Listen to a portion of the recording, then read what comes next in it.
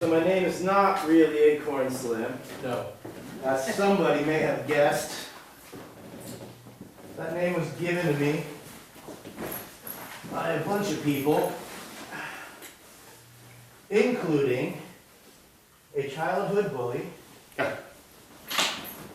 my best friends in the world, and some bratty kid. A bratty child. Okay. And my name is not Jeremy Kane. Okay, let's see, not quite a poet, not quite a musician. If you ask my ex-wife, not quite a man. I can't argue with any of that. I think I'm what you'd call an incomplete man. Incomplete. An incomplete man, yeah, you know. Ah, the miracles of Velcro. It's incredible. It's incredible what we're talking about. So what happened in the end, I'm an incomplete person, so I generally find other people and I kind of click with their stuff and I do it. And sometimes I do my own stuff and people say it's pretty good, but when I do other people's stuff, I think it kind of completes me in a way. So today I'm going to tell you about Jeremy Kane. Jeremy Kane, I met at an open mic. He calls himself the world's greatest poet. He is a homeless guy who lives in shelters. He's from Tennessee. And the last time I saw him, he said he was going down to Tennessee to do meth until he dies or he writes a great album. And I wished him well. He left his ring behind, so I think I'll just put this on to get into a little bit of the Jeremy Kane vibe. He's about, imagine me now, with dreadlocks, with pull-tab Coke cans up the dreads, about 450 pounds of ill-nourished, alcoholic, unapologetic, drug abusive nonsense. So this is a poem by Jeremy Kane, Dusted Kane, called Anonymous Alcoholic. I've been drinking since 6 this morning. It's just a statement of fact, not necessarily a warning. Yeah, shit's fucked up, my cup runneth over. That shit's backed up to the white cliffs of Dover. There was no place to get away from this totally whacked out, fucked up, shit fucked day. Soon as I woke up, shit in my face, walk in the door, boss on my case.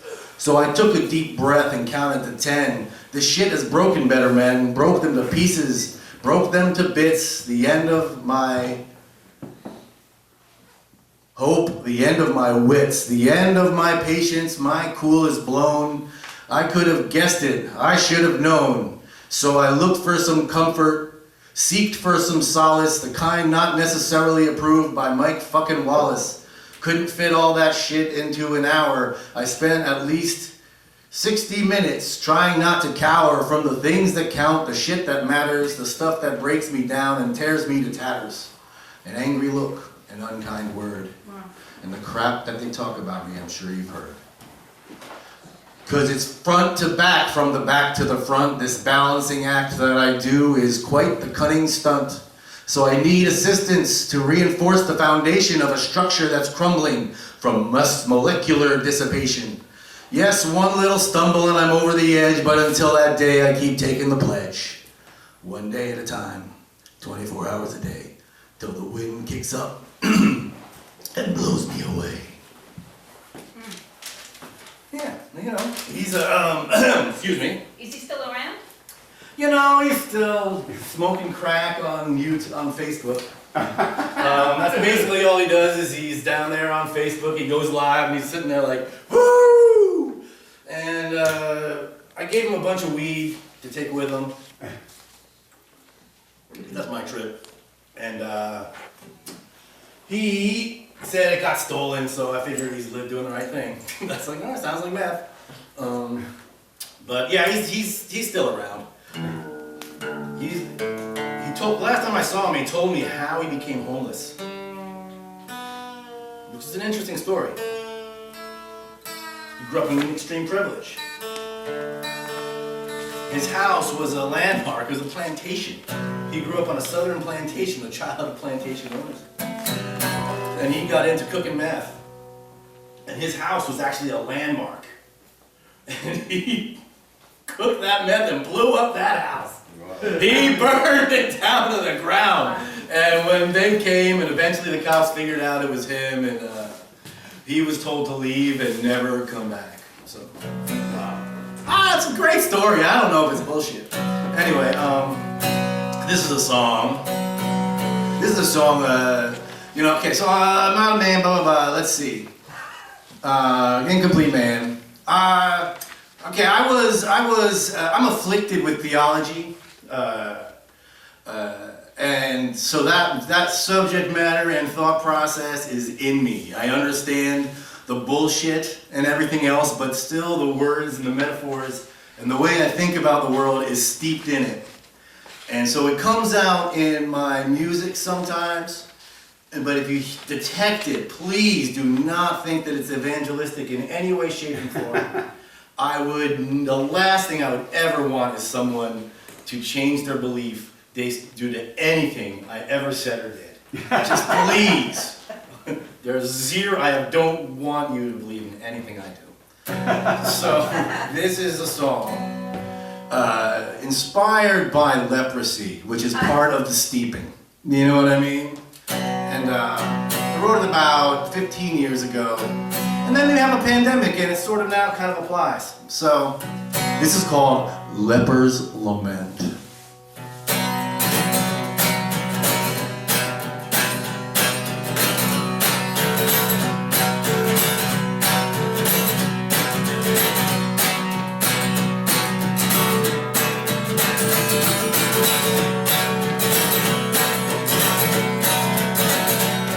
Come near me, don't come near me, I'm lonely.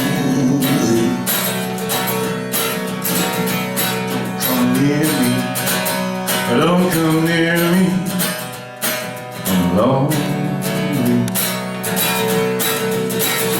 Do you fear me? Do you fear me? I'm lonely. Do you hear me? You should fear me. I'm lonely.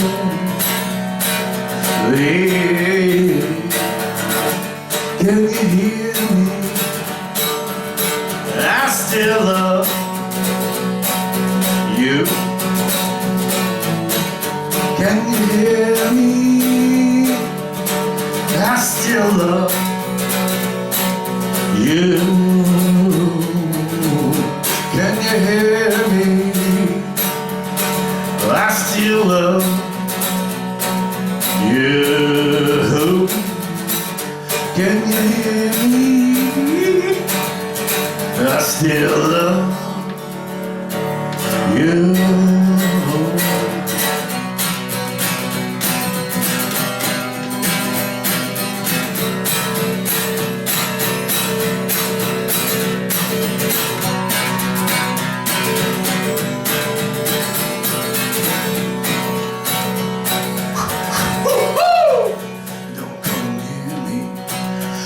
Come near me, oh I am dying. And I don't want to see you crying. Oh, someone told me, oh it's catching. No one hold me. Someone told me it's catching. Can you hear me? Well, I still love you. Can you hear me?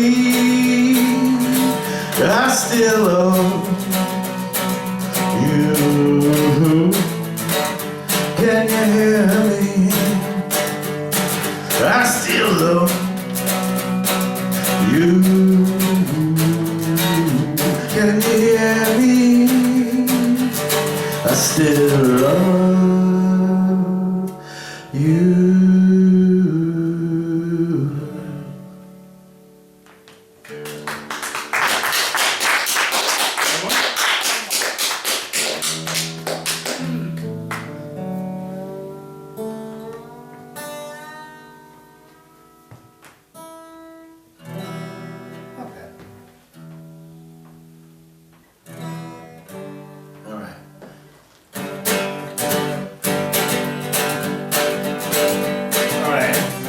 So, like, you know, the good part about the theology I was raised in, of course, was the apocalypse. Yeah.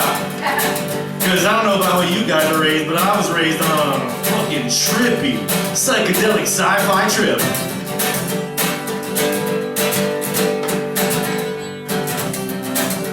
I wanna know how it's gonna be. You don't give your love to me. Love is stronger on a day by day. Love is love and not fade away. Go Slim Dilly. Go Slim Dilly. Go Slim Dilly. Go Slim Dilly. There's no reason to divide. I don't care what you decide. I just want you to be there when we win. Cause it's gonna be a lonesome night if you're not there right by my side to see the fire and feel the glow within. From the wind comes the storm.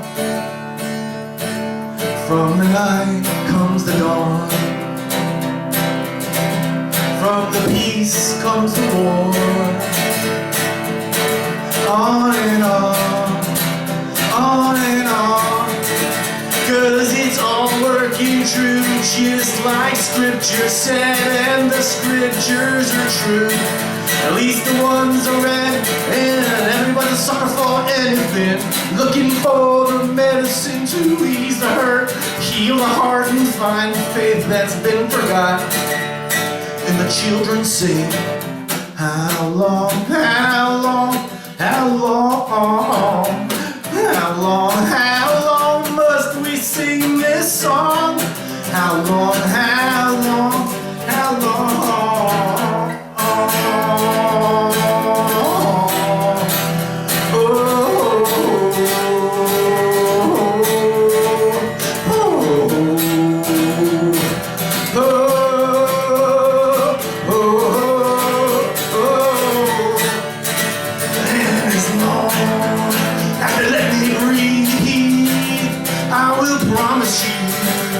My belief that those who will accuse thee with their dying lies, you'll be free.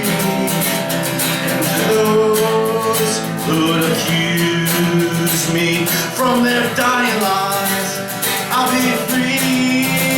Cause as long as I can breathe, I will promise you I am free. Yeah, yeah, yeah,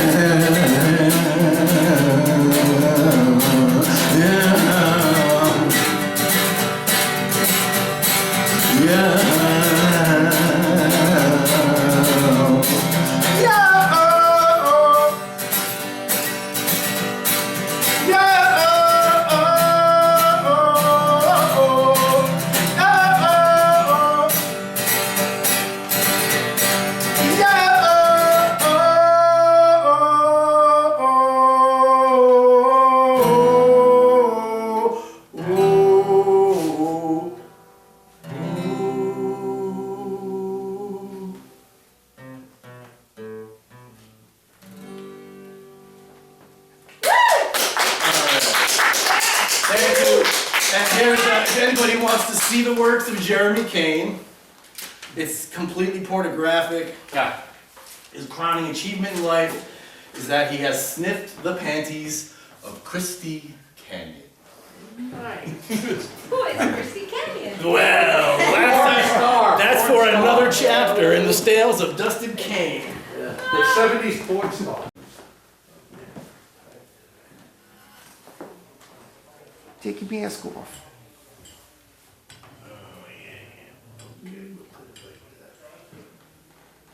How's everybody today? Yeah. All right. Okay, I'm gonna read two pieces.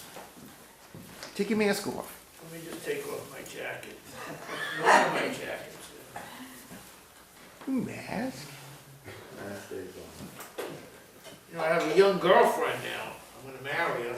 If I can ever get back to Thailand, I don't know if I'll get there, but I'm gonna try. And they canceled my shot, Mount Sinai. Oh, no. Yeah, so, I don't know. You weren't chosen I there. almost died from the flu twice. Oh. So I'm not, my respiratory system is not good. And so I really need to get the shot. And whatever. All right, so I'm gonna read some wet memoir pieces that I've been working on for a while. And my friend Chris helped me edit these pieces. And the first one is going to be called Borscht Belt Memories. And just to give you a little history lesson, in the 50s and maybe even late 40s, the Jews were not allowed to really go into hotels in Sullivan County and upstate New York. So what they did is they bought land cheap and they put these bungalow colonies up and they put hotels up. And that's how you had the Borscht Belt movement. And they had a lot of hotels, and then they had a lot of bungalow colonies. But I guess with travel, with international travel and Florida and everything, it died. But my family used to go to the Catskills every summer. My father would go there for weekends and leave me, my mother, and my sister in a small little bungalow colony with my grandmother and the cat. And so it was nice. They had strippers on weekends and shows and, you know, and there was a swimming pool, they had camp. But I wasn't into any of that shit. I was like I was a fearless kid when I was young. I really was fearless. I had no fear. I was like that Daredevil, you know? Anybody ever read Daredevil comics? He was blind. The man with no fear? That's what I was like when I was little. I had no fear. Now I have a lot of fear. So, okay, here we go. I'm going to read this piece. Borscht Belt Memories. Between the ages of 12 and 15, my parents used to rent a bungalow in the Jewish section of the Catskill Mountains near Monticello. In fact, on warm afternoons, I liked walking to Monticello, which was about a half a mile away. At that time, my passion was collecting old presidential campaign buttons, flying saucer magazines, and 45 records. I would find junk shops, used bookstores, yard sales, and sometimes on my way, I would pass an old nightclub where only black people would go to. I used to think, bet they have some good music to listen to in there, but I never had the guts to test the waters to go there. As I began to get consumed with flying saucer books, old Fate magazines, and Stranger Than Destiny paperback books, my interest suddenly peaked. I can't even say it. This took me to a very strange obsession. After dinner, I would tell my family, I gotta take a walk now. No questions were asked.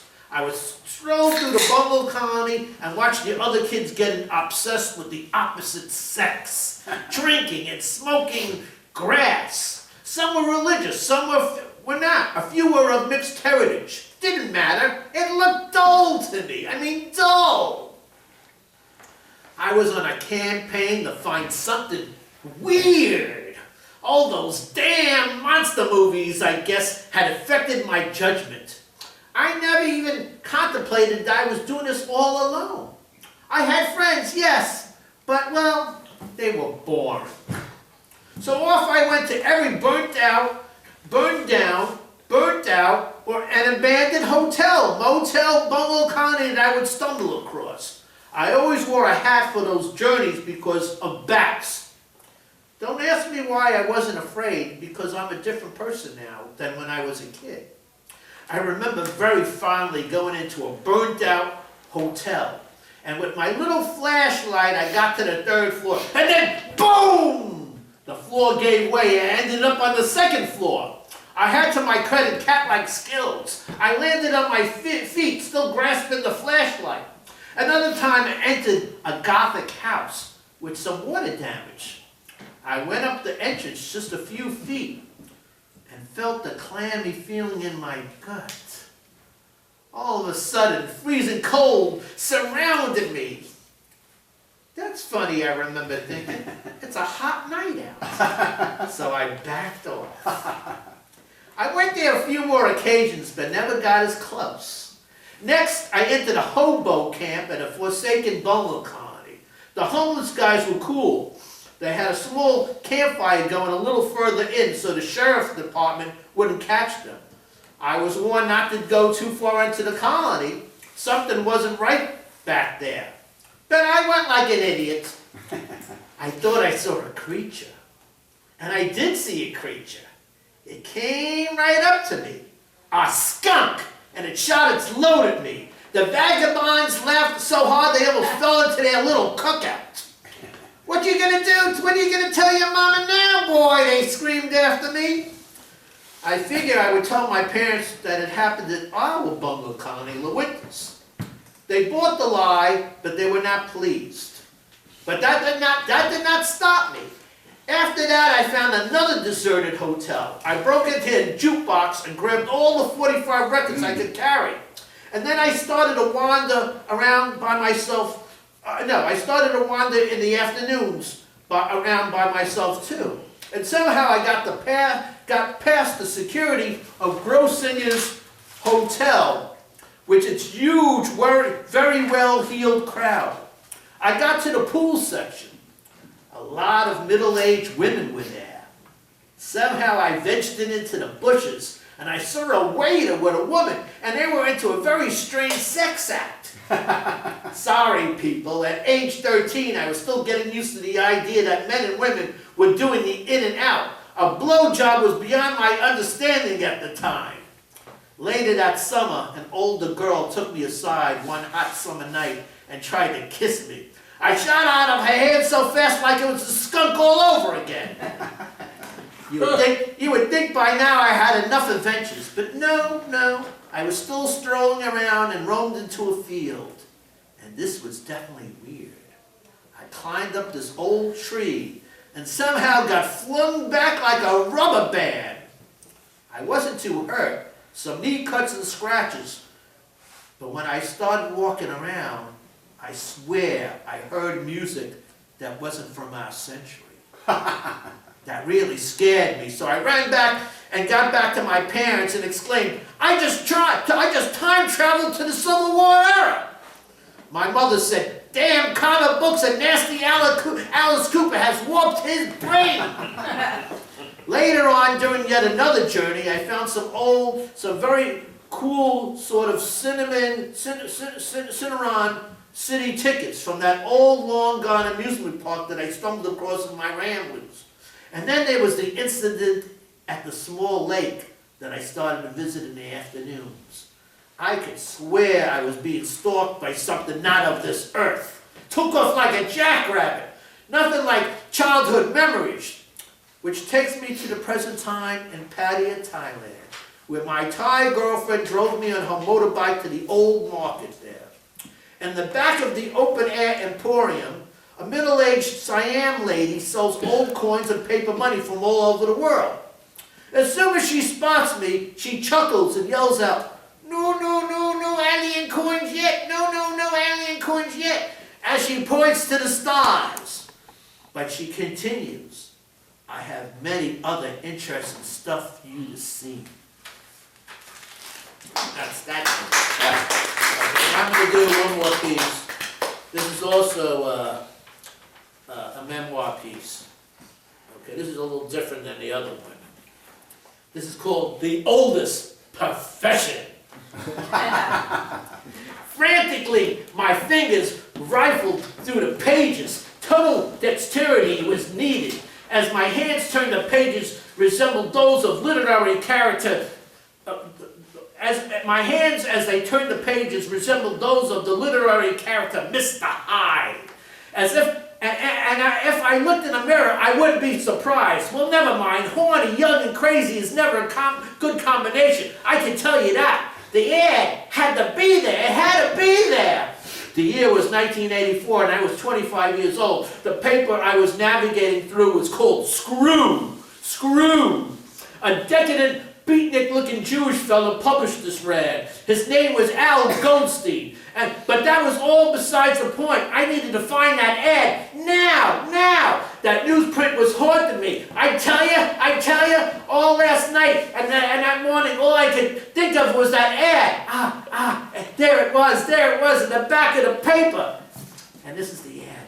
Hey, freaks, horny men of all descriptions, I'm the one you're looking for. Beautiful, full lips for the best slow blowjobs you can find. I do Greek too. I'm a sexy, freaky, full-breasted woman. If you love black lace and pantyhose, I'm the one for you. How do I describe myself? Think Mrs. Robinson from The Graduate, a mature sex doll. Only real men need apply. Sunday specials. A Manhattan phone number followed. The ad was seductive, and the image of Dustin Hoffman in The Graduate, when Mrs. Robinson strips down to her black pantyhose, got me every time. My hormones were taking over. Maybe I had abnormally high testosterone, but part of it was just my sex addiction. I was after all 25 at the time and had just broken up with my stripper go-go dancer girlfriend, who was also a poet. I think sex addiction is probably more prevalent in the USA than drug addiction. But getting back to the main point, if I looked at a flower long enough, I would find erotic possibilities in it. The advertisement got to me. It got to me. I took action and called. The phone picked up, and a husky sort of voice answered. I booked quickly, taking advantage of the $50 Sunday special. My appointment time was 3 o'clock. She kept it short and spicy. See you there, honey. All your urges will be taken care of. And then she hung up. Her Marlene Dietrich-style voice shot right through me. I was so horny, and maybe my anticipation transported me to fantasy land. I must have masturbated 10 different times before the main event. Finally, the day came. I took the subway and got off around 53rd Street in Lexington. I walked over to 2nd Avenue. That was the address she had given me. It was almost time for my appointment. I already had a hard-on, and it was difficult for me to walk straight. An old pre-war apartment building awaited me. I was greeted by a doorman, a young chap with a ponytail who opened the door for me. He looked like a character from a bygone era, an old New York that no longer existed. There was a twinkle to his eyes that reminded me of an Irish leprechaun. His uniform was light green, and he wore a bright emerald bow tie. When I told him whose apartment I was looking for, he smiled wickedly. He seemed to consider me part of some private joke, but would not reveal to me the cause of his merriment. He told me the apartment number, 4B. His eyes scanned his watch, which matched the color of his bow tie. He motioned me to enter, which I did. And as he looked me over, his Irish smile grew wider still. With a slight lisp, he addressed me. "Have a nice time, sir." A slight giggle followed. He's gay, I thought, writing him off.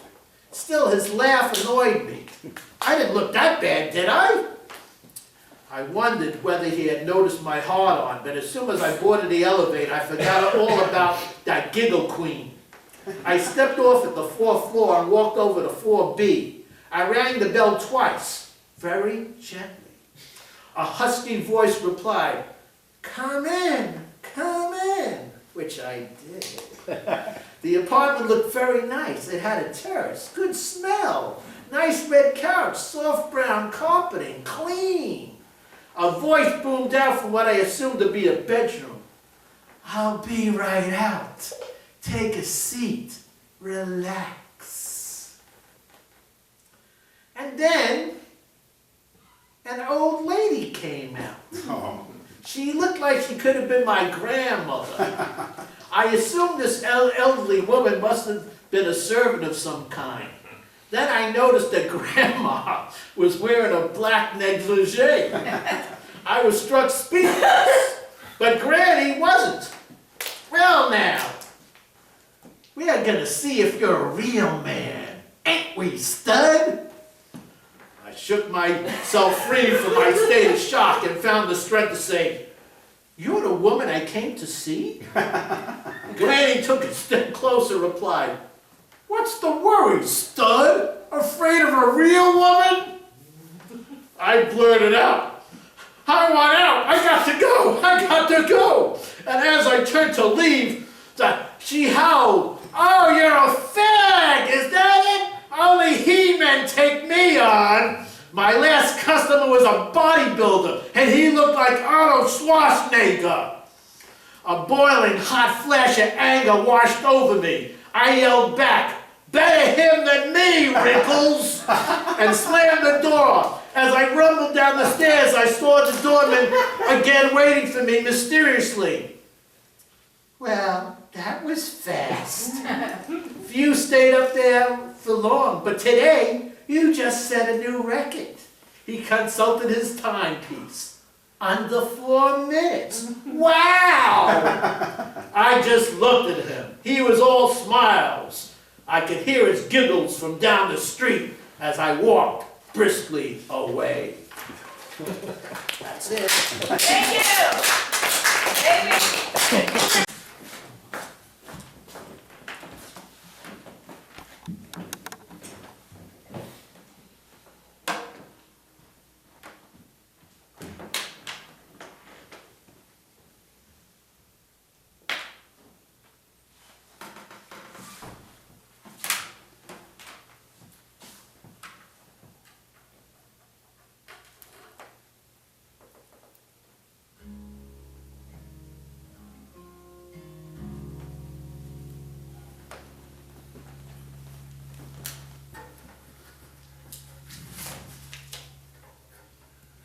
You are my sunshine, my only sunshine. You make me happy when skies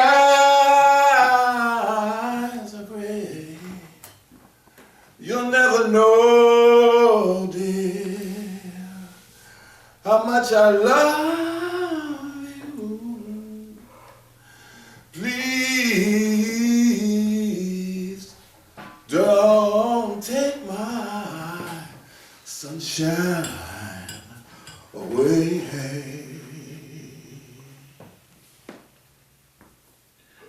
Did you hear? Somebody shot Democracy on 5th Avenue, her blood running in the street. People put their hands over their ears. They did not like the sound of police and ambulance sirens. They had become accustomed to them while Democracy lay dying in the street. Everybody was too busy being busy to help. Some wanted her to die so they could riffle through her pockets, search for her keys, credit cards, treasured photographs, or maybe even some cash. Her coins lay in the street, spilled from her pockets, silver against black pavement. Some good Samaritans had picked her up, called 911, told the police they saw somebody running away wearing something red. Somebody shot Democracy on 5th Avenue and got away with it.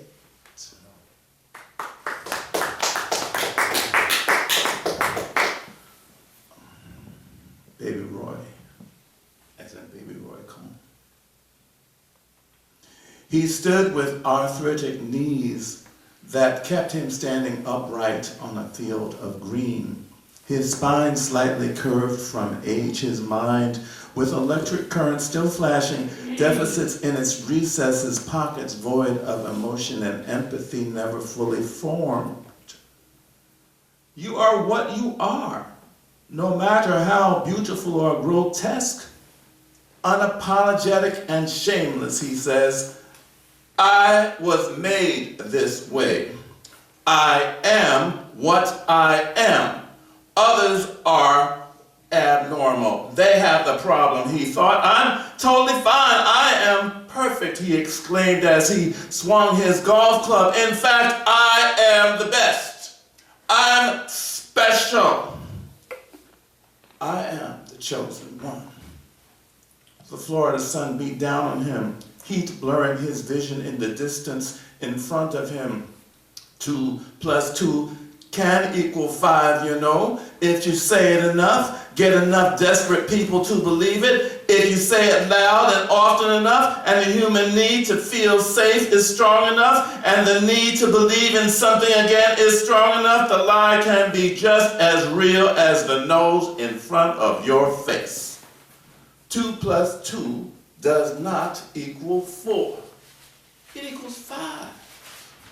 And everybody knows it! Yes, that's the way to go. Totally appropriate. He took another swing and yelled, 5! 5.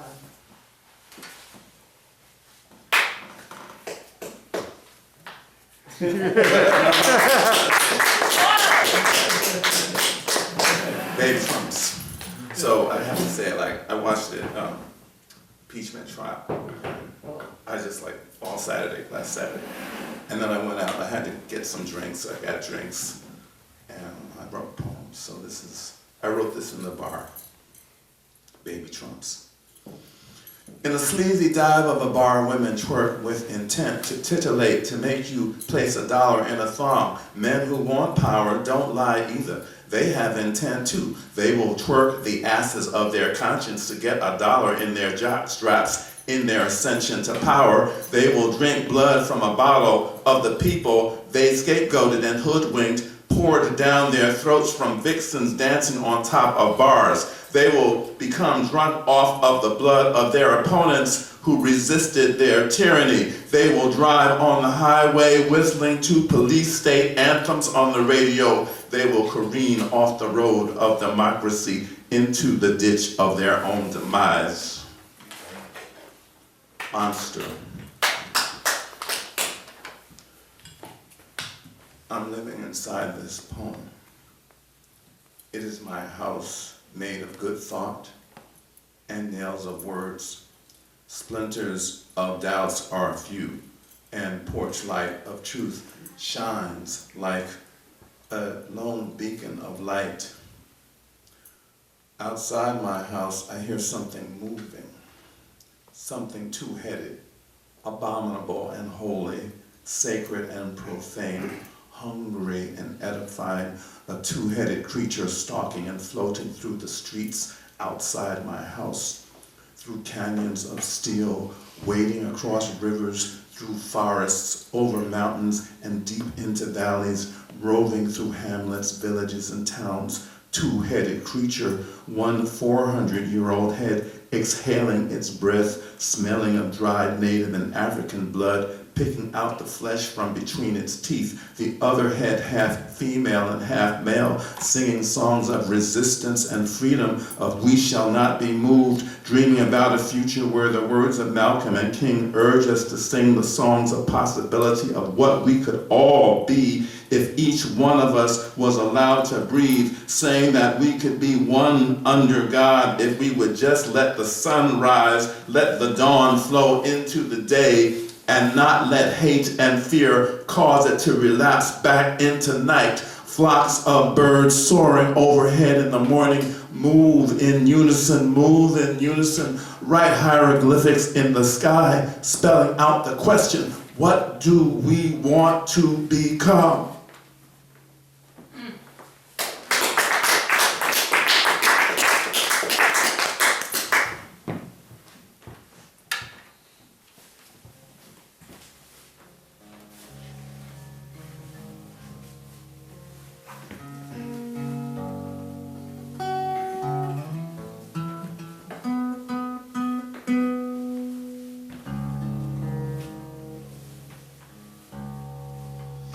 Another world has come. Another world is here to meet the sun. Did you hear a circle there, alive to share?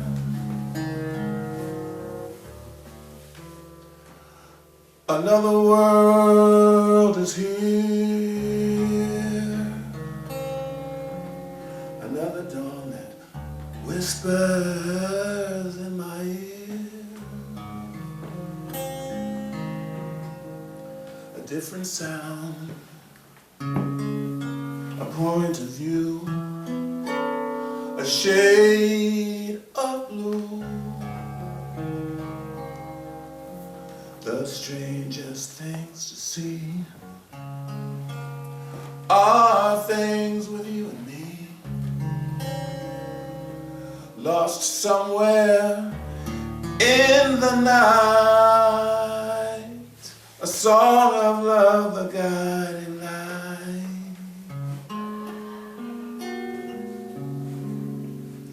Another world has come and gone. Some memories are captured in a song, some stories told, an artist's hand, something to find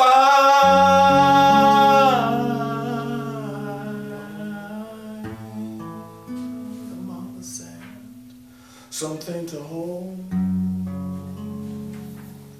remembering another world.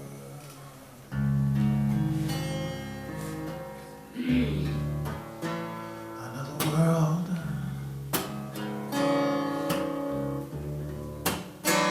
Another world. Another world.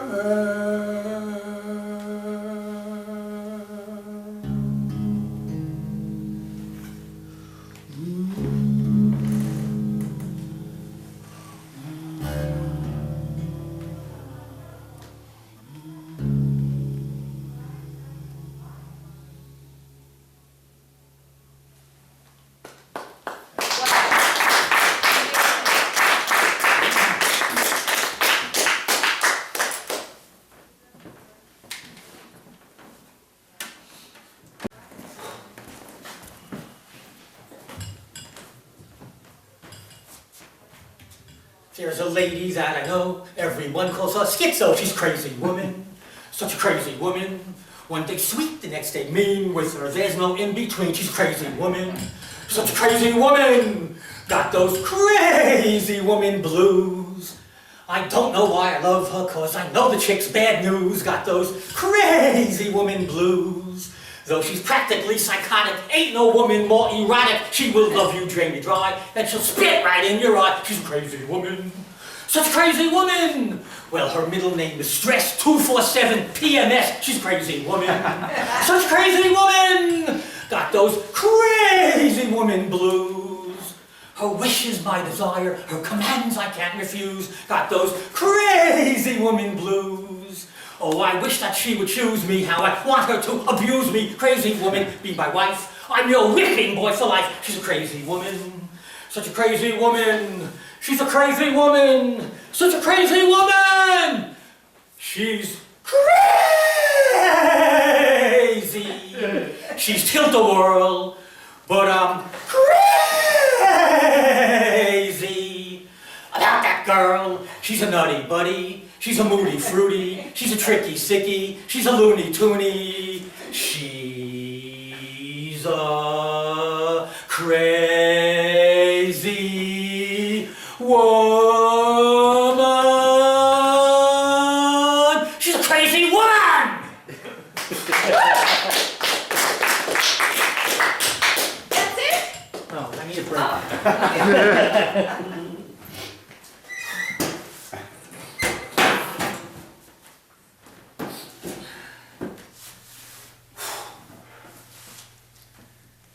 Slow things down a little.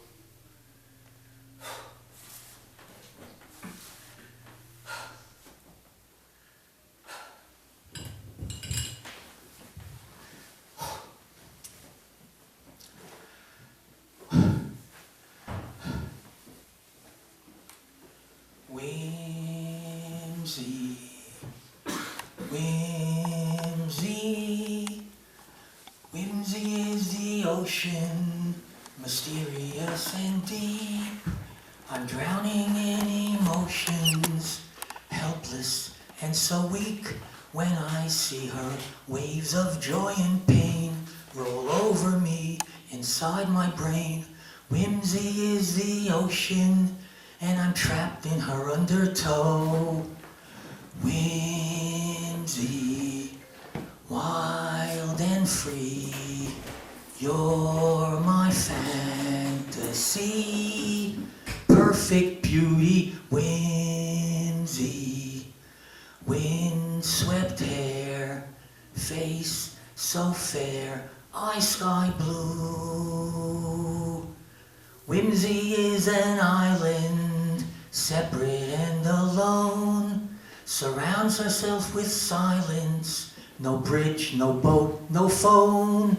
It's hard to know her point of view. She only speaks when spoken to. Whimsy is an island, how I yearn to be stranded there.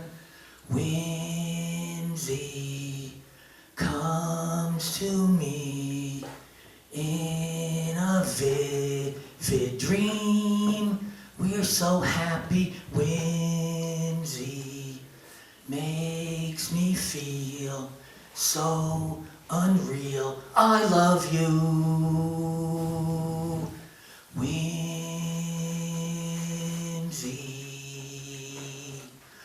whimsy. Whimsy is a rainbow, shimmering and bright. I watch her through my window, a goddess dressed in light. Don't try to touch her brilliant hues, she'll only run away from you. Whimsy is a rainbow, but her colors make me sad. Whimsy is an island, how I yearn to be stranded there. Whimsy is the ocean, and I'm trapped in her undertow. Whimsy,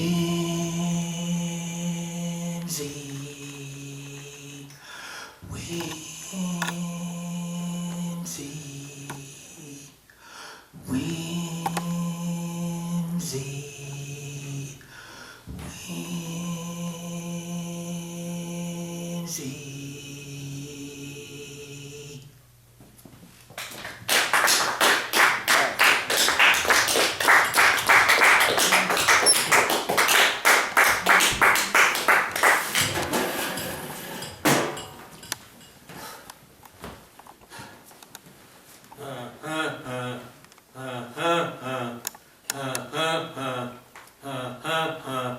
I like beans, they are my favorite food.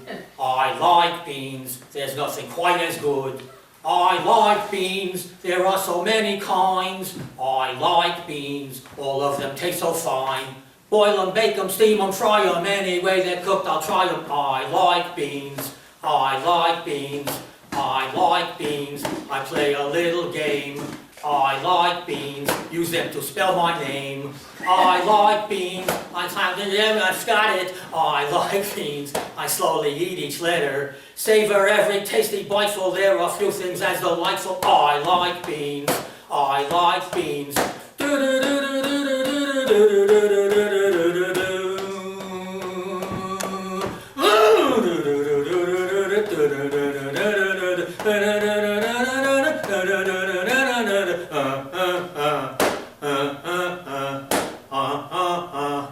I like beans, I like beans, mash them into a paste. I like beans, I smear it on my face. I like beans, when it gets dry enough. I like beans, I peel away the stuff. Make my skin as smooth as glass, so soft as like a baby's ass. I like beans, I like beans. Pinto, lime, or turtle navy, in a stew with lots of gravy. Red and pink and black and white, scarf them down all day and night. Garbanzo, lentil, kidney, butter, eat them till I'm 6 feet under. I like beans, I like beans, I like beans, I like beans! Thank you. One more? One last one.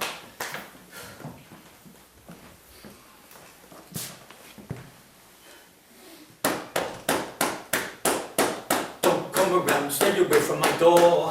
Don't come around, I don't want you no more. Don't come around, cause I made a decision. My love's extinct like the passenger pigeon. Don't send me letters because I'll just trash them. Don't send me presents because I'll just smash them. Find someone else who can love and respect you. Someone who else who will not neglect you.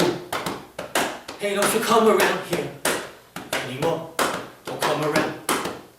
Hey, don't you come around here knocking at my door. Thought we were perfect, now you were my lover. Thought we were perfect, I needed no other. Thought we were perfect, but you're gonna fake it. Thought you were faithful, but I was mistaken. I came home early one day unexpected. I got a shock, but I didn't suspect it. Heard a strange noise coming out of the bedroom. Sounded like a wolf howling at the full moon. I opened up the door and turned on the light.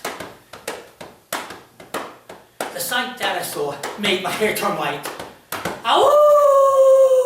Oh my God, oh my God. Ow!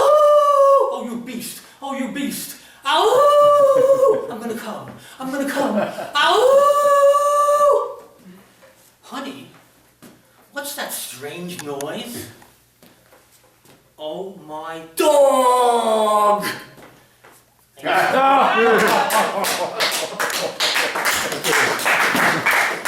Well, I'm Chris from band ICONICIDE. Been doing band now for a little over 32 years, and a bit too stupid to stop.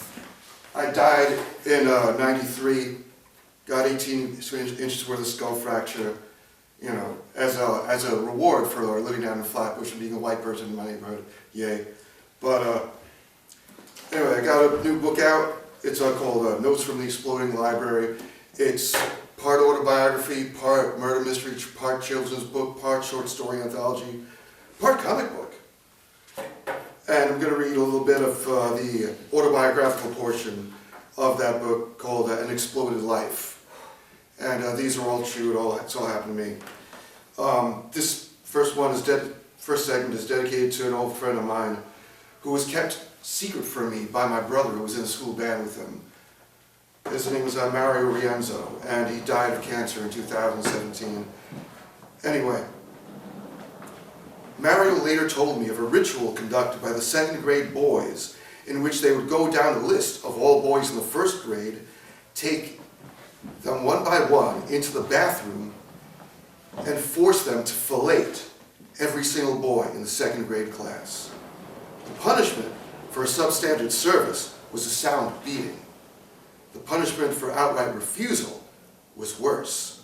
Once, when Mario had entered the bathroom, he walked in on my brother midway through sucking off dozens of boys a year older than he. Terrified he had been discovered, he pleaded,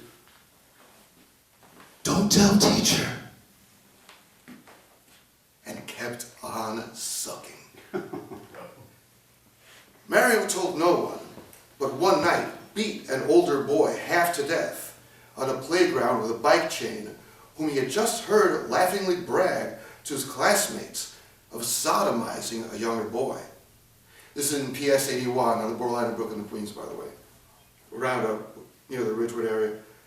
For my part, I'd never been approached in this manner until one lunchtime recess on the last week of school. I found myself surrounded by an angry, prepubescent mob seeking retribution.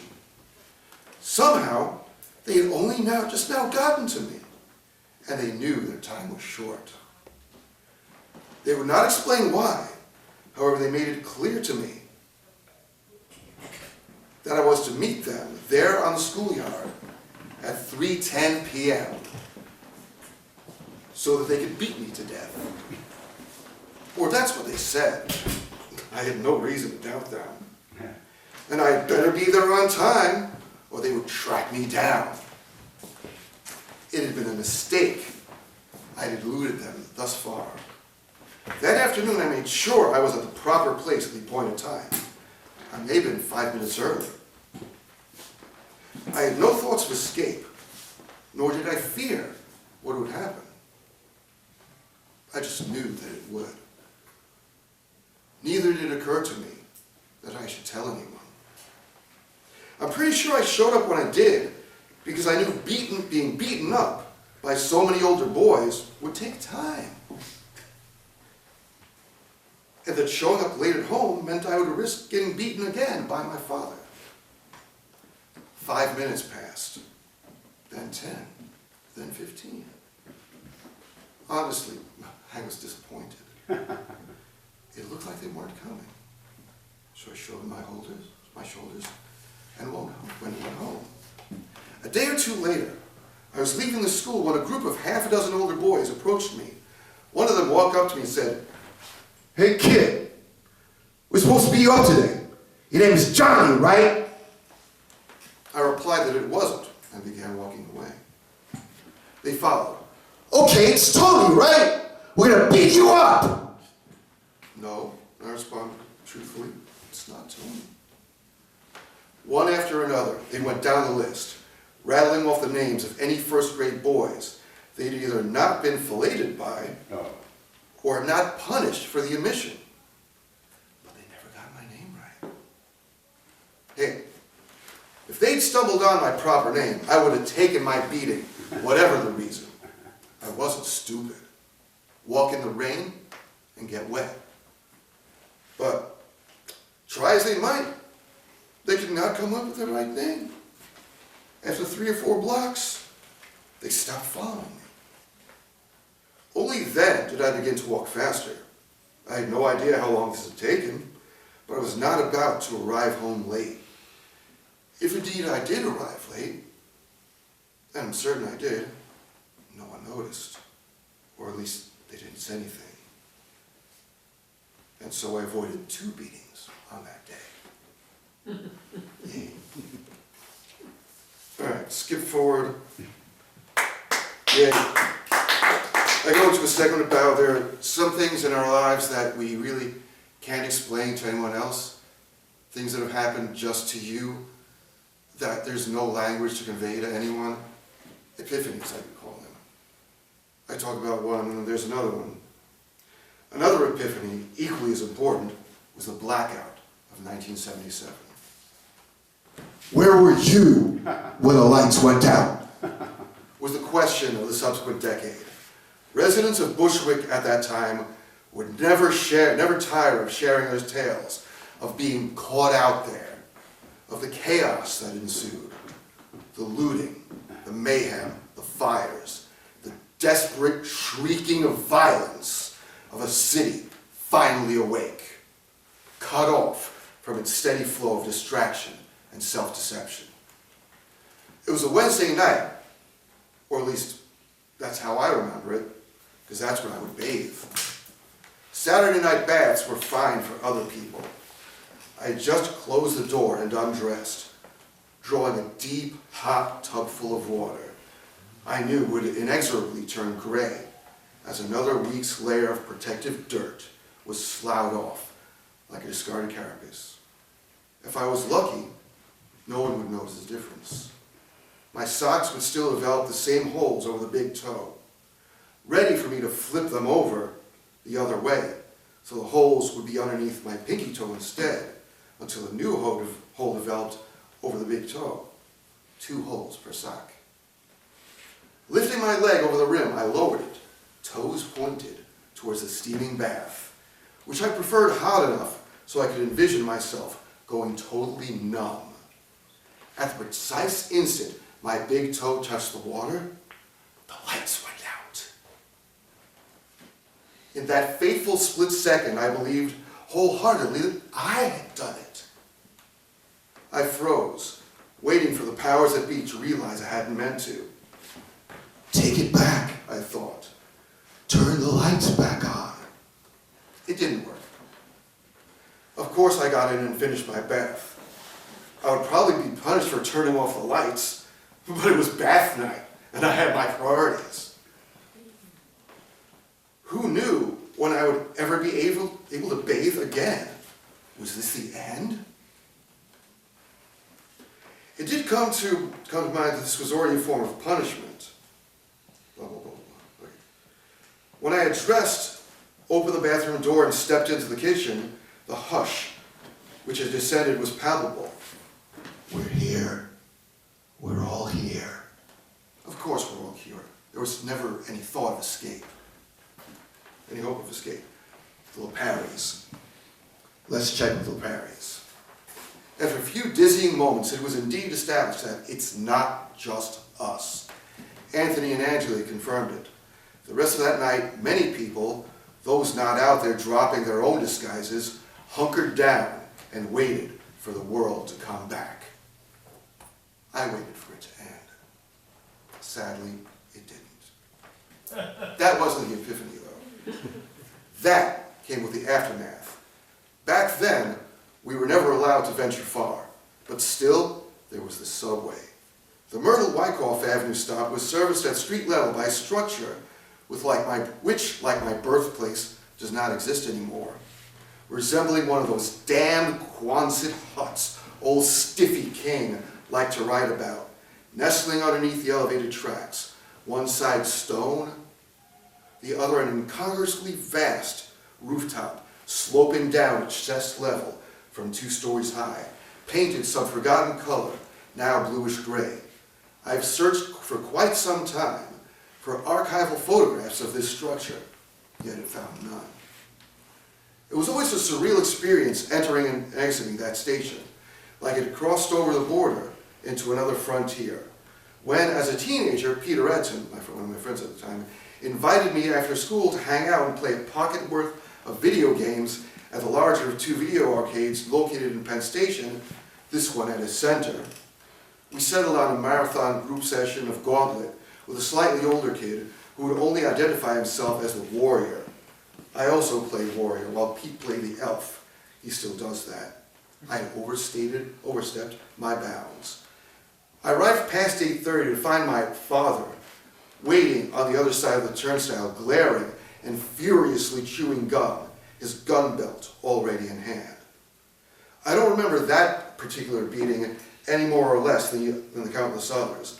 I only recall the defensive posture I always affected, the one that resulted in him, aka, as my sister used to call him, it number 1, beating my spine out of shape and knocking my right shoulder blade crooked. At times I wonder if my childhood hernia came about naturally. As a child starting perhaps 7 years old, we received a pittance of an allowance. I believe it eventually reached $2 per week. On summer weekday afternoons, I would sometimes use part of this to buy a token and ride the M train, one stop to Knickerbocker Avenue. However, often as not, I would overshoot this station, ride as far as Manhattan to Essex Street, and then ride back into Bushwick. Perhaps at those times, as much as I dared, I entertained visions of escape. However doomed, however short-lived, I always returned home. When the blackout hit, this journey took on a magical cast, and years of repeated exposure drummed deep the aforementioned epiphany. For when everything went black in Bushwick and all hell broke loose, acres of densely populated slum were burned to the ground, until from horizon to horizon, nothing remained but what I would later refer to as, in Sick World, my comic book, as rolling hills of rubble. With maybe a building here and there still standing like a burned matchstick or a decayed tooth. At sundown, sky and land were set ablaze as far as the eye can see. The devastation was awe-inspiring. To me, it was the most beautiful thing I had ever seen. The city laid naked and proud, hidden no more. Words could never adequately describe its apocalyptic grandeur. They still fail miserably. Speeding through that unabashed hellscape, I did my best to drink it all in at a cellular level, to preserve those moments within me. This is how the world looked when it ended. And I wished with every fiber of my being that people would just let it end. Let it all end. As much as that warmed my heart, the knowledge that everything could die, I knew with creeping, sucking dread there would not be allowed a natural death, and that the mindless cockroach race of humanity would infest it again, whether it be years or decades into a future that had no right to exist. I knew that what was built would be more convoluted and pointless and far more stupid. Everything since has proven me right. Oh, definitely. What a wonderful thing for you to be doing for humanity. To have a lot of trauma-bonded, crazy-ass Trauma bonded, yes.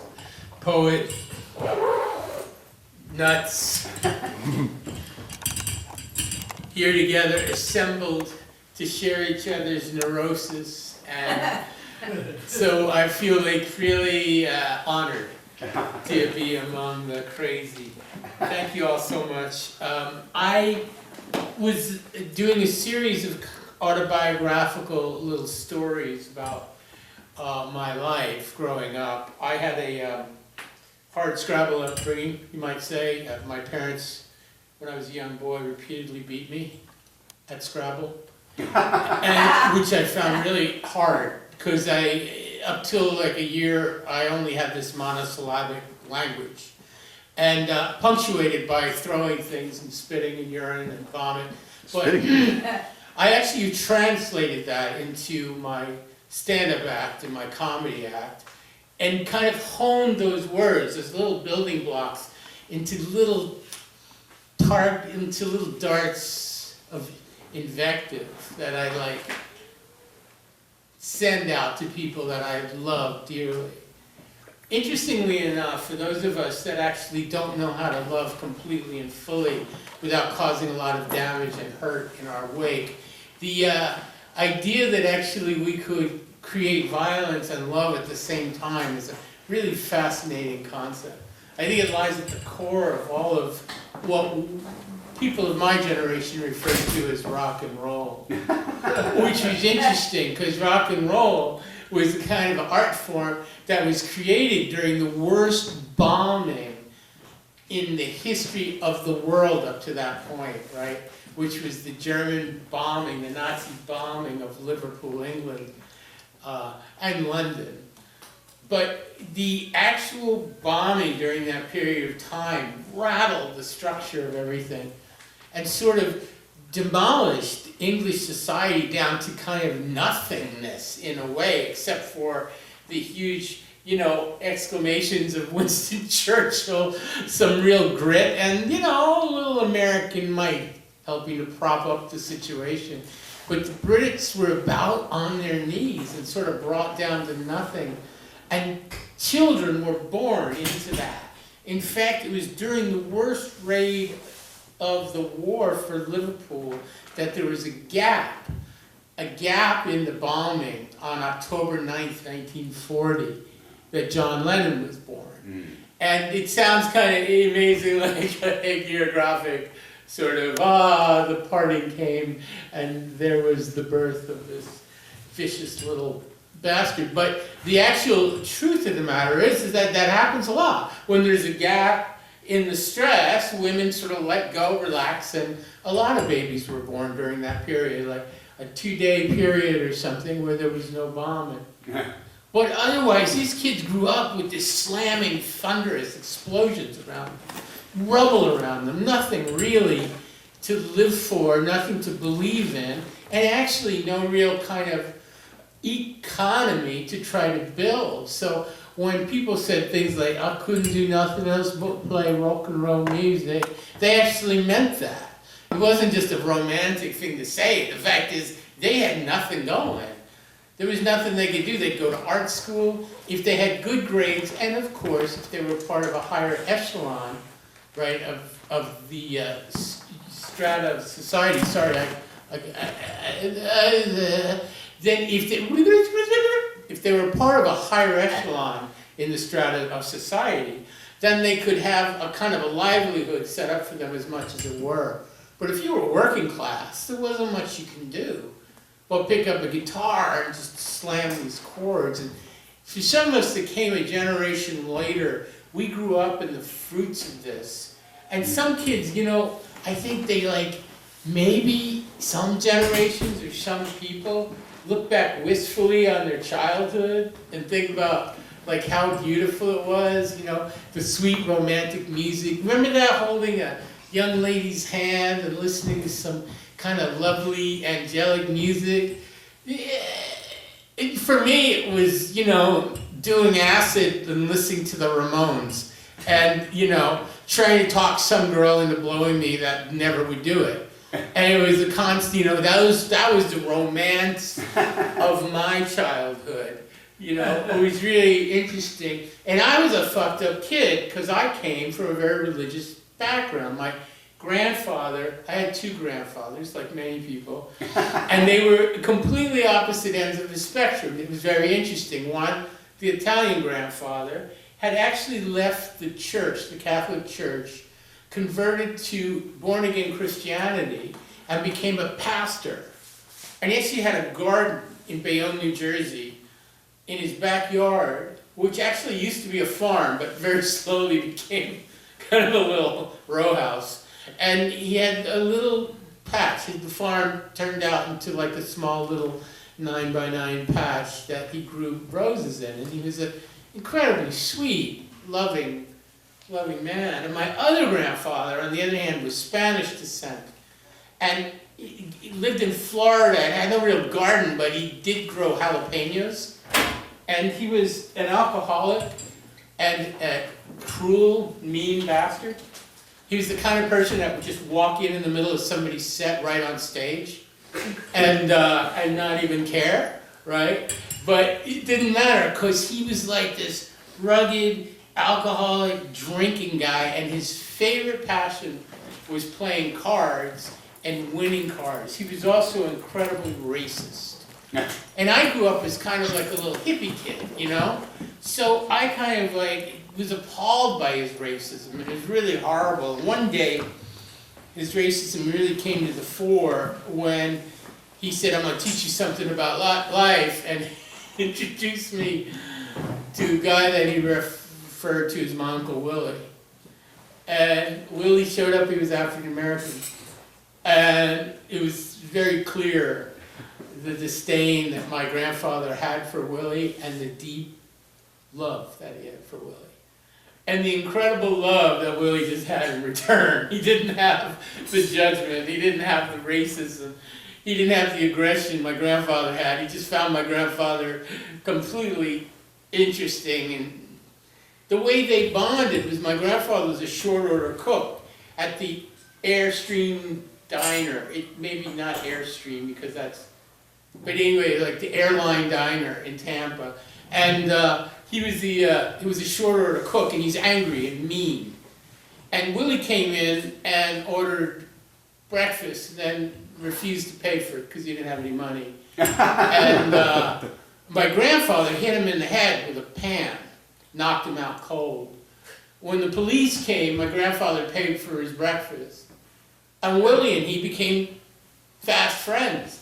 And Willie somehow forgave his racism. Now that's something people today could ever do. It's not something I could ever do, really.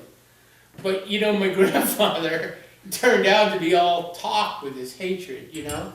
And Willie was this incredibly sweet and loving guy that never, ever forgot my grandfather's backhanded kindness of actually paying for the meal and refusing to press charges and asking the police to leave.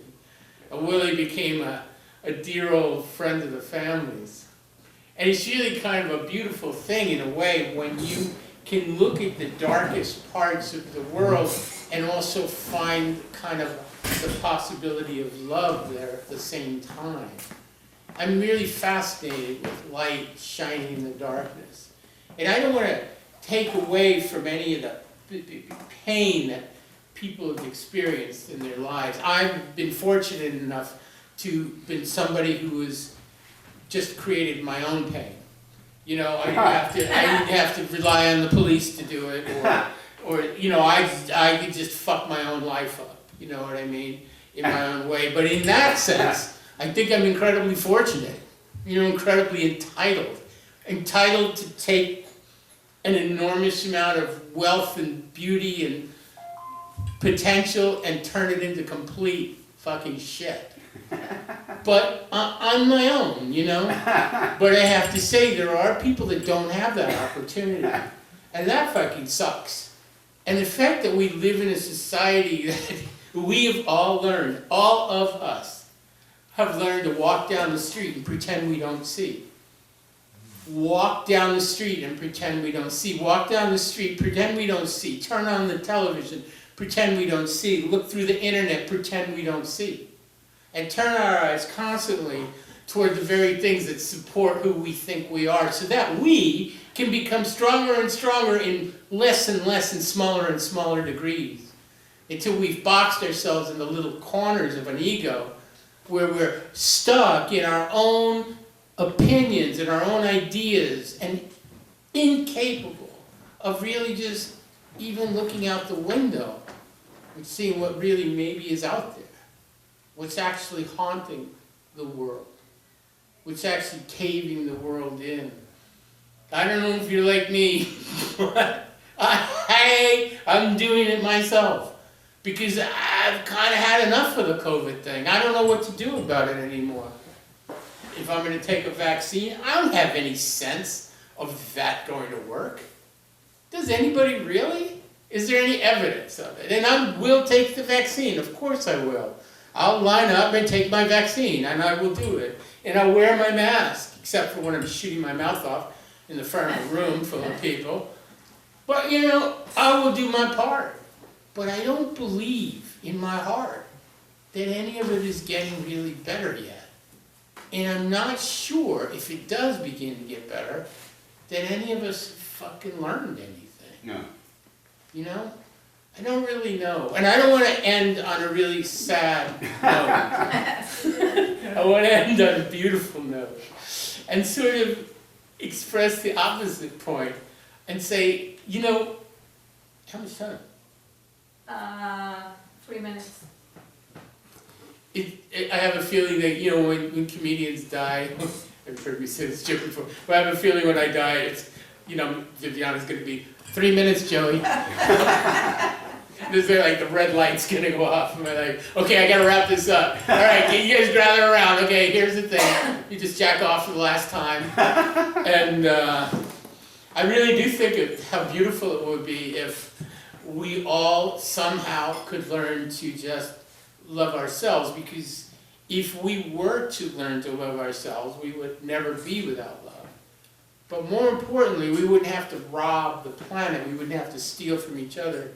We wouldn't have to rape the environment to try to get more and more because we didn't feel that there's enough of us.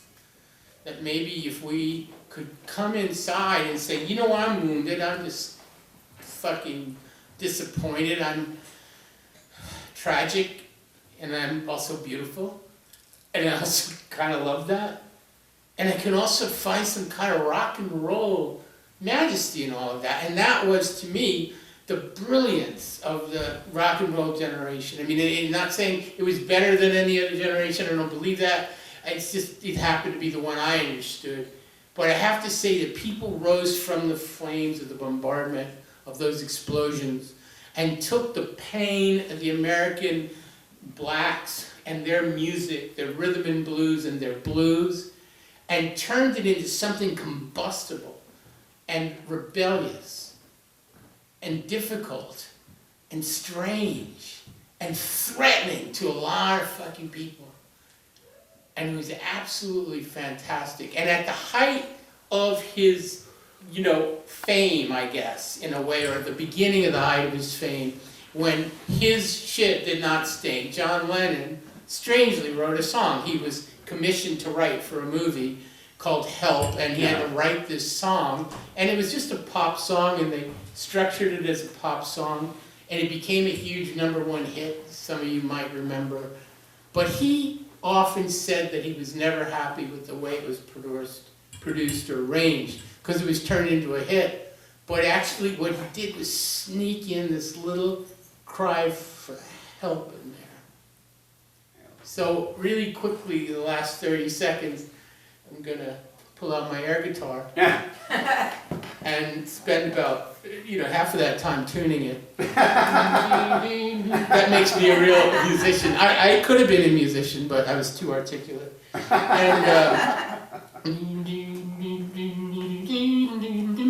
I feel like this song at its heart is like an Irish sea shanty, really, because Lennon was Irish descent. His family was Irish. They were sea people from Liverpool. It's something they don't really think about when you talk about the Brits and this and that.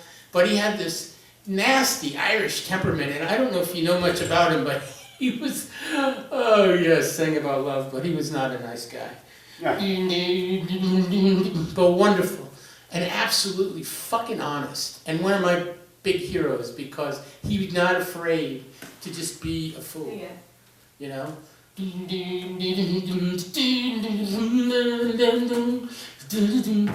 I was younger, so much younger than today, but needed anybody's help in any way. Now these days are gone, I'm not so self-assured. Now I find to change my mind. I opened up the door. It must have been scary having Paul McCartney to be that cute behind you all the time. Help me if you can, I'm feeling down. And I do appreciate you being around.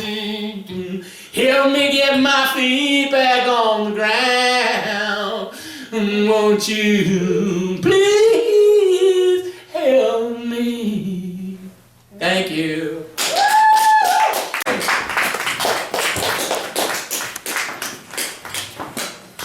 You gonna sit down? Well, you don't need a mic, that's for sure. Up here.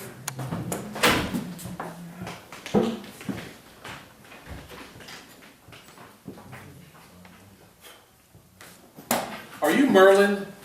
Yes. Yes, I am. I am Merlin.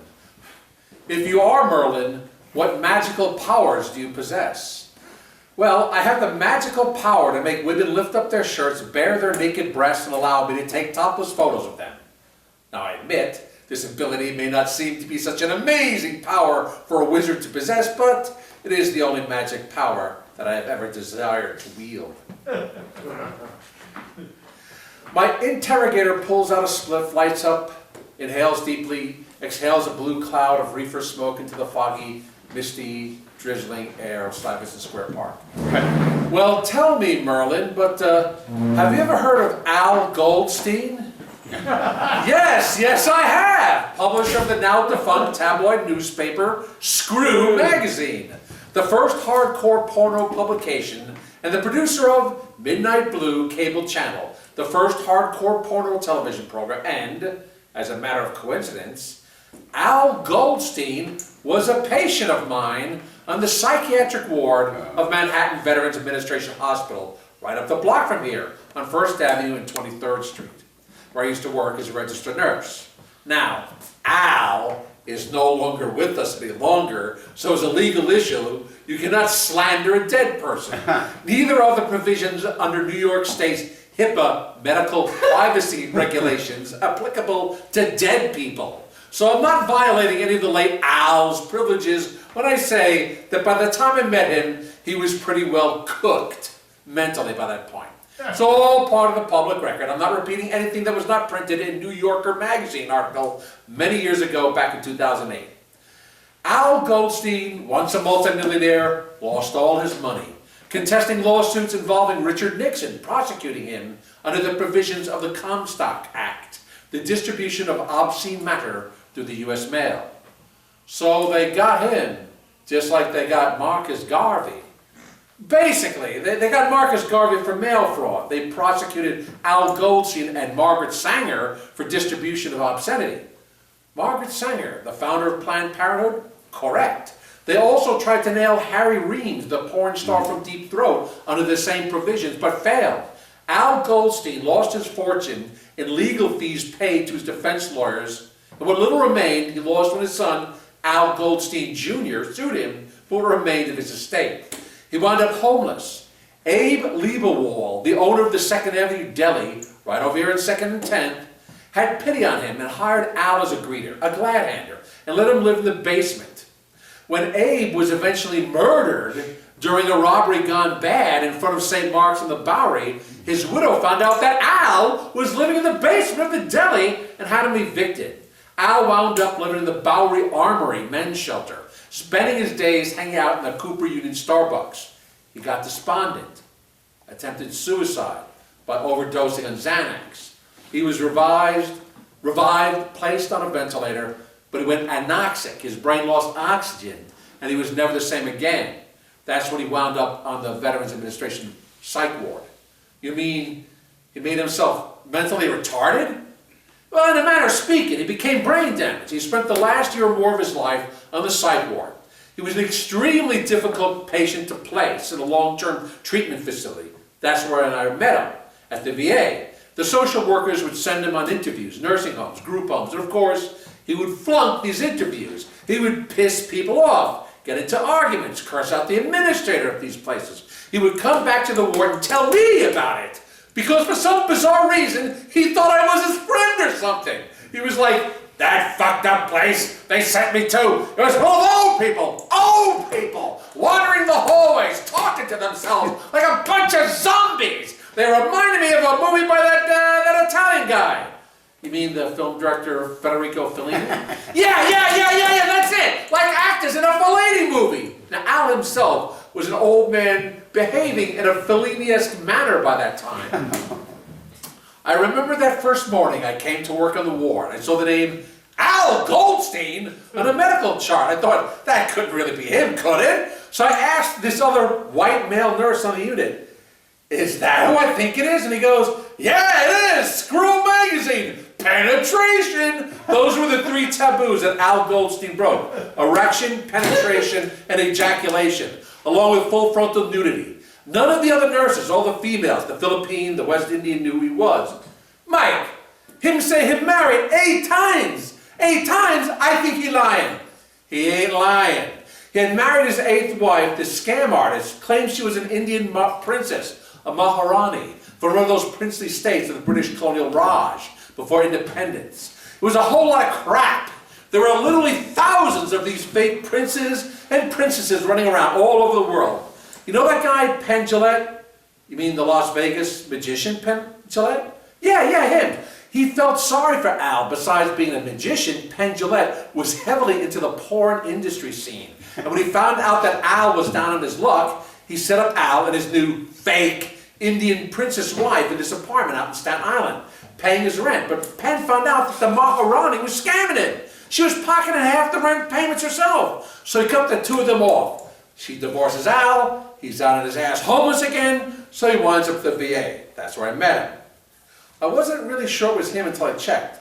He was morbidly obese with sleep apnea. He had a tracheotomy done, so he wouldn't choke to death in his sleep. Later, he had that bariatric surgery, a stomach stapling, lost hundreds of pounds, but he still had that scar on his throat from the stoma opening.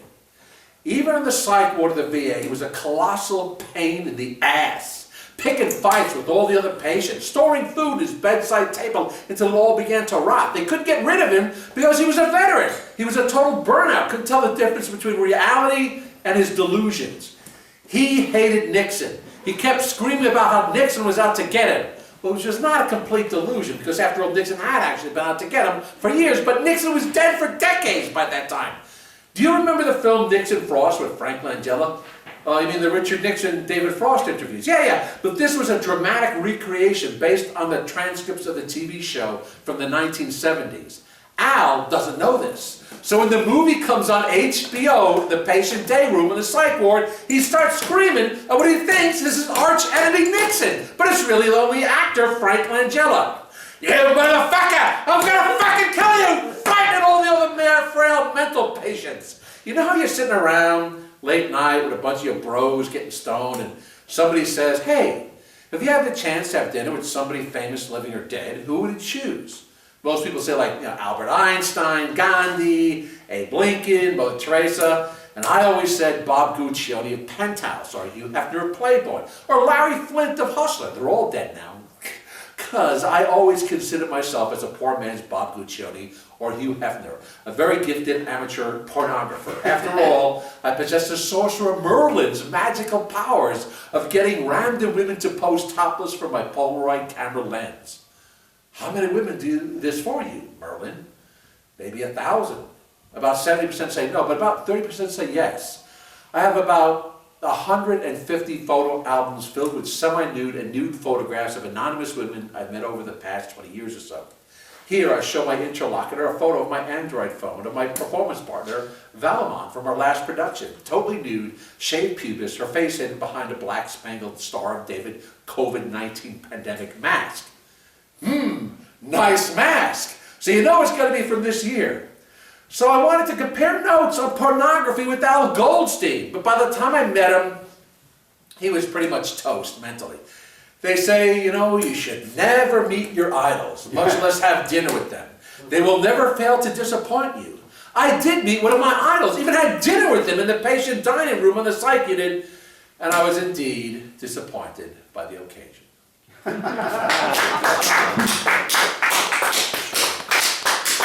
this is all true on Al Goldstein? I wish I could make that one up. I'd be a genius if I could make up a novel like that. Wow.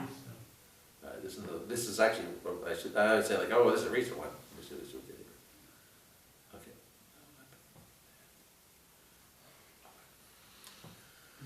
Are you just bored? Is that the real reason you still keep texting her back? You're just so fucking bored that you actually look forward to her stalking you? Is that it? Yeah, I guess so. I really am that bored these days. This COVID-19 pandemic lockdown shit has gone on for a whole year now. 12 months to be exact. In the past, I was going out to live open mics at least twice a week. Live ones! Not virtual ones on Zoom or in cyberspace. I was going out dancing at the Pyramid Club once a week, sometimes twice, even 3 times in a weekend. Now, a big day is a trip to Duane Reade, the West Side Market, or the post office, and that's on a good day.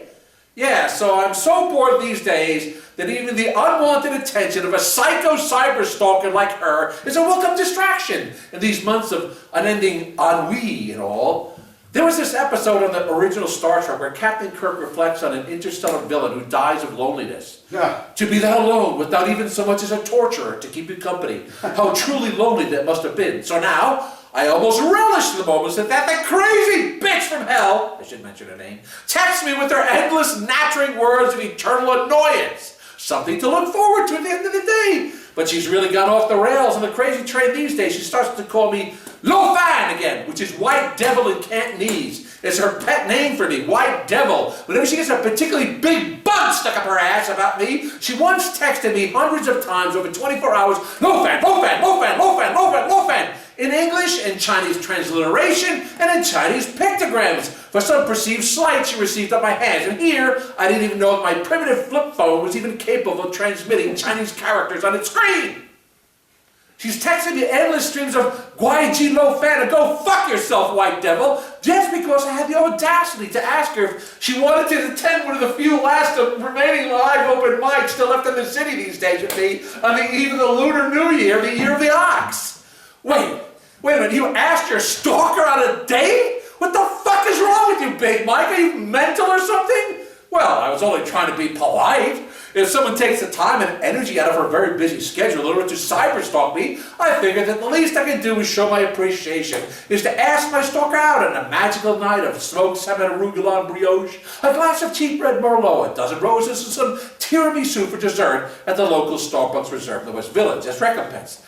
I did tell you I'm known as the polite stalker victim, didn't I? I always try to keep a civil relationship between myself and my stalker. And I always share my schedule with the stalker involved. It's simply the right thing to do. I do have a long history of experience as the stalkee. And frankly, I'm flattered when some crazy psycho bitch from hell decides, on her own volition, to begin stalking me. It means I'm stalker worthy. It's a real boost to my sense of self-esteem. This time she went post along my ass because I asked her if she would do me the favor of ordering a few copies of the latest New Year's Day alternative poetry marathon anthology that a poem of mine appears in. Since it's only available online, I don't have a credit card, I don't have a PayPal account. I offered to pay her back in cash or by check. But she launches into this long online tirade about how it was nothing but a vainglorious narcissistic whore, just like the former President Donald J. Trump, simply because I told her I wanted to send a copy to each of my 4 ex-wives. I refuse to be a pawn in your vainglorious narcissistic mind games you're trying to play on your exes, you narcissistic whore, you!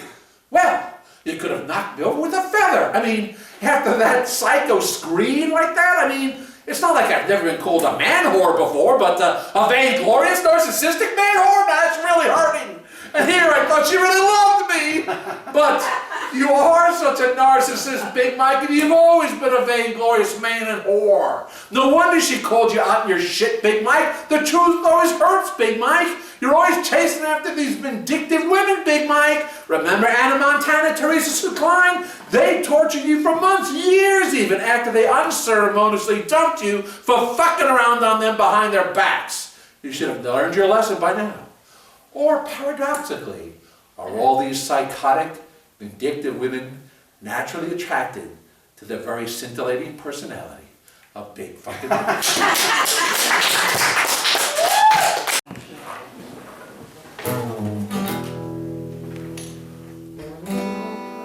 This is called Brighton Fireplace. Use the mic. Use the mic. You can hear me fine with this. Okay. All right. Choose. In a little alley in Brighton Beach, where life is cheap and easy, is where I lay my head. As you walk down a path to a condemned building that rooms are illegally rented to illegal immigrants, drug addicts, people on the lam, and the mentally ill, you will see empty dope and coke bottles, used syringes and condoms. As you walk up a broken down staircase to a dimly lit hallway that leads to a second floor kitchen that's surrounded by padlocked cubicles that people call home. You can smell curry and hear people arguing in Urdu from the building across the way. You can hear early 80s punk and oi coming from a room in the faint background, or Georgian reggae music or Turkish music from others. Brighton Fireplace is where my big brother Matt opened the door for me to help me from keeping to freeze to death in the cold Brooklyn streets. Brighton Fireplace is where me and my brother slept on a mattress on the floor together, shared a can of beans, some rollies, and a hunger for days at a time. Brighton Fireplace is where I learned what it meant to be my brother's keeper and live in a semi-Soviet communist fashion with our roommates who shared part of the same karmic injustice as us. Brighton Fireplace is where I got a room down the hall from my big brother, where I could hear the above ground train while I lay high on narcotics, passed out drunk on Georgie, or kicking sick from heroin withdrawals many a night. Most evenings, me and my big brother would break bread together, go shopping at King Meats or Russian Bazaar. It was the one thing that gave us a feeling of normality and made us feel like a family, and was often our day's highlight. Often me and Matt would wake each other up, share a quick fry, coffee and smokes, laugh and a joke, and see what each other needed before we went on our way. Brighton Fireplace is where my pole dancing girlfriend would come over and complain of bed bug bites. It's where both of our girlfriends would come over, and sometimes we'd watch a DVD, and when they left, we'd smoke some weed, do some dope, eat some Chinese food, and talk about what whores they are and how we deserve much better. We would discuss our rotten family dynamic, our culture and pain, and try to remember if there was ever a time when we didn't feel so much pain that we felt at Brighton Fireplace. Brighton Fireplace is why we had to bear so many crosses. Brighton Fireplace is where I stayed up many a night standing vigil over my big brother to make sure he didn't die. OD and die. Brighton Fireplace is where the Georgian lady who lived in a small room with her grown son gave us bread when we had none. It's where the black ex-skinhead covered in facial tattoos had our back. Brighton Fireplace is where the 400-pound half-retarded Rastafarian stayed up all night banging shit around because he was off his meds and couldn't sleep. Or the Puerto Rican crackhead would yell and scream through the halls what a dump the place was and how he hated everybody. Or the Guyanese kid would seek attention by screaming like a bitch when he was fucking his girl. Brighton Fireplace is where the 3 Mexican sneak thieves who all lived in a small room down the hall picked the wrong trap house to steal from. Just as the Chinese-looking Russian or the scam artists who said they were sent by the landlord to collect the rent, when me and Jay, the black skinhead, kicked them down the stairs. Brighton Fireplace is where we all threatened to strike unless they evicted the 400-pound stink Rastafarian who was off of meds and danger to us all. Right in 5 places where I spent my 33rd year and was hung on a cross like Jesus Christ. Right in 5 places took my brother out in a body bag and killed part of me. Fuck right in 5 places. Wow. I got a quick one that's about 2 minutes with Not a problem. Dean accompanying me on guitar. Okay.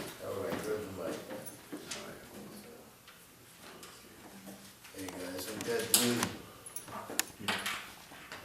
This is a poem called Kid.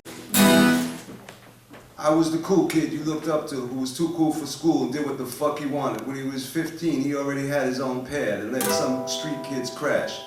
Who boosted steaks and beers, who hazed the young Mexican kid we all called Tattoo in a juvenile detention center. I was the kid who figured he was the size of a grown man, so auctioned himself off on construction sites to toil. Never got caught at pubs, because he looked like he could hold his own liquor and wouldn't lose a fight. I was old school by the time he started hanging out, even though we're the same age. I was the kid you came to when you needed to buy a piece, cop some dope, put coke or wet. I was a throwback to the LES a century prior, when young men jumped ship from the 4 corners of the world and came to New York. A bad after-school special. Someone who jammed with famous musicians. The kid who had skill for sizing up women like a matador with a bull, to see which ones would take me home, with a certain Mediterranean je ne sais quoi and Pepe Le Pew charm. That kid that's crawling out of the PJs late at night, as the ghetto bird flies high, as the ghetto bird flies by. Yeah, I was that kind of kid.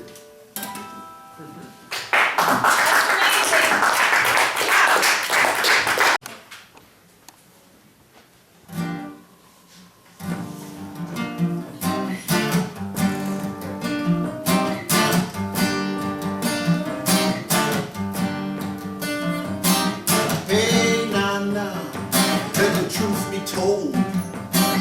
Your good intentions ain't gonna save your soul.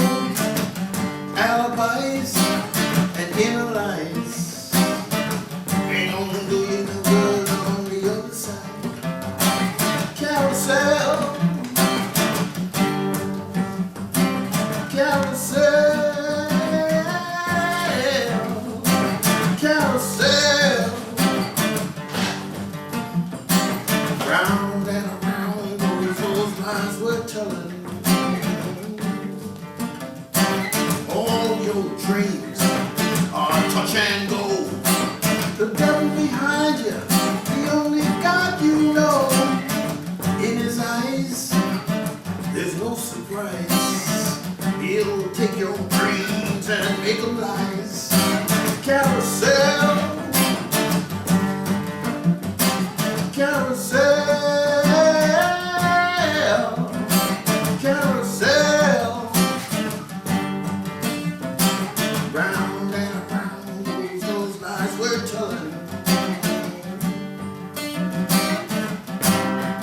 You I wouldn't force it to ever touch ground. You're not moving forward. You're spinning round, round. Hey, now, now. Hey, now, now, now, now, now, now. It's your life, the only one you know. What you reap is all you sow. My advice, don't think twice. Nothing good will come to you without a price. Carousel, carousel, carousel. Round and around goes those lies we're telling. Round and around and around and around and around and around goes those lies we're telling.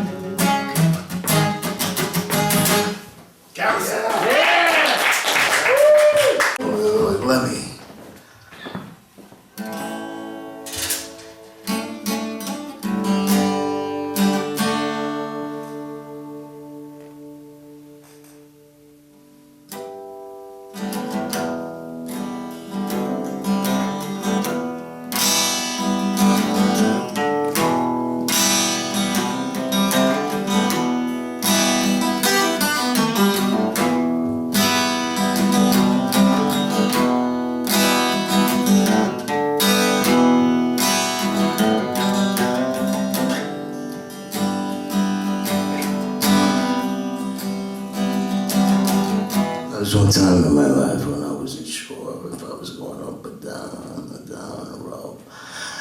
But I knew I was gonna get somewhere.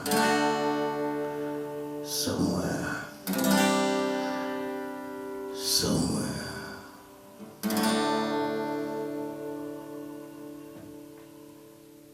Somewhere like here.